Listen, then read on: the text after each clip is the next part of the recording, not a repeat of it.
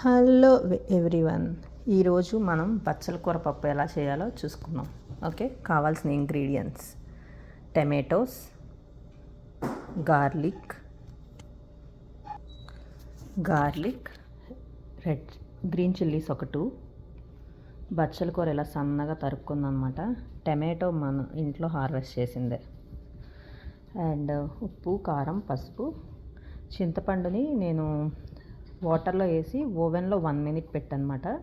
So లాస్ట్లో squeeze చేసుకోవచ్చు పప్పు అంతా అయిపోయిన తర్వాత. సో డైరెక్ట్గా పప్పు వేస్తే ఆ ముక్కలన్నీ వస్తాయని చెప్పి ఇలాగ వాటర్లో 1 minute చింతపండు కడిగిన తర్వాత మళ్ళీ ఫ్రెష్ వాటర్ పోసి 1 minute పెట్టనమాట. అండ్ దాల్ని 15 minutes సోక్ చేశానమాట. వాష్ చేసి 2 times వాష్ చేసి వాటర్ పోసి 15 minutes సోక్ చేశాను. ఇది ingredients: dal, tomatoes, garlic, spinach, green chillies, ఉప్పు, కారం, పసుపు అండ్ చింతపండు. ఓకే, ఇవన్నీ మనం కుక్కర్లో మిక్స్ చేసుకుని కుక్కర్లో ఒక 6-7 విజిల్స్ రానిచ్చుకోవాలన్నమాట. ఓకే, తర్వాత ప్రొసీజర్ చింతపండు తప్ప మిగిలినవన్నీ మిక్స్ చేసేసా. వెజిటబుల్స్, ఉప్పు, కారం, పసుపు, మిగిలిన ఇంగ్రీడియంట్స్ అన్నీ ఇప్పుడే మిక్స్ చేసేసి కుక్కర్ 7 విజిల్స్ ఆర్ 6 విజిల్స్ రానివ్వాలి. తర్వాత అయిపోయాక చింతపండుని స్క్వీజ్ చేసి దీంట్లో వేయాలన్నమాట. ఓకే,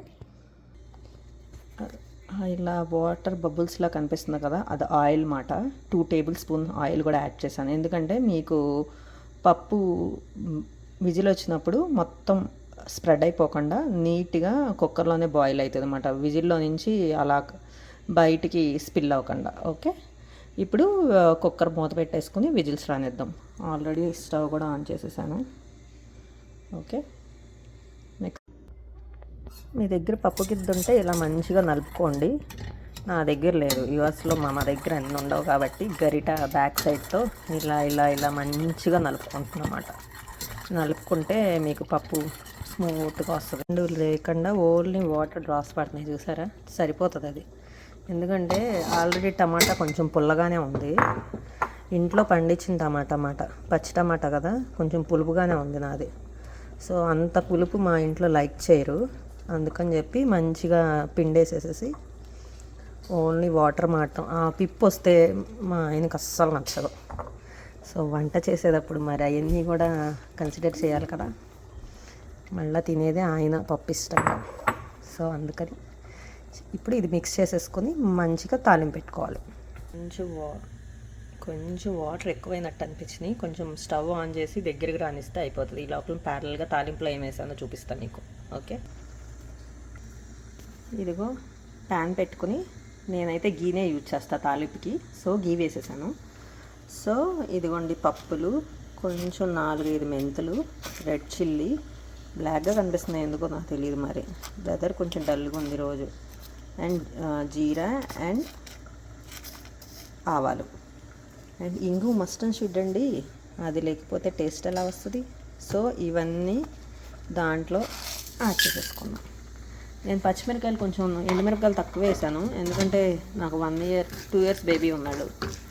సో అందుకని చెప్పి ఎందుకులే అని చెప్పి కారం సరిపోతే రెడ్ చిల్లీస్ వేసుకుందామని చెప్పి వేసాను. సో ఇంగువ కూడా వేసేసేసి, ఇంగు పెడితేనే బాగుంటుంది. మా ఆయనకి ఇష్టం ఇంగు అంటే, టేస్ట్ ఆ ఫ్లేవర్ నచ్చుద్ది. పప్పు మేము అంత ఫ్యాన్స్ కాదు, నేను నా పిల్లలు. మా ఆయన కోసమే ఈ పప్పు మాట.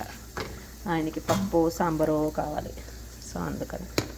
ఓకే, ఇది ఫ్రై అయ్యాక దాంట్లో వేసేసుకుంటామే. పప్పు రెడీ. ఈరోజు కరివేపాకు లేదన్నమాట. ఫ్రైడే కదా, ఇంకా అన్నీ అయిపోయినాయి. సో కరివేపాకు ఉంటే ఇంకా బాగుండేది. పప్పు రెడీ. ఆ వేడికి పొగలు వచ్చేస్తుంది. తాలింపు కూడా వేసేసాను. అంతే, వెరీ సింపుల్. నేను ఈరోజు దొండకాయ ఫ్రై కూడా చేశాను, అది కూడా చూపిస్తాను. ఓకే, తినటం అయిపోయింది. మా పెద్దాడు వాడి కోసం చేశాను అనమాట అది. సో అది బాయ్. Thank you. ఈ వీడియో నచ్చినట్టయితే లైక్ చేయండి, సబ్స్క్రైబ్ చేయండి. Thank you so much. Tata, bye. వారి కోసం plate ready. Let's go. Office రూమ్లోకి వెళ్ళి ఇచ్చేద్దాం. బాయ్.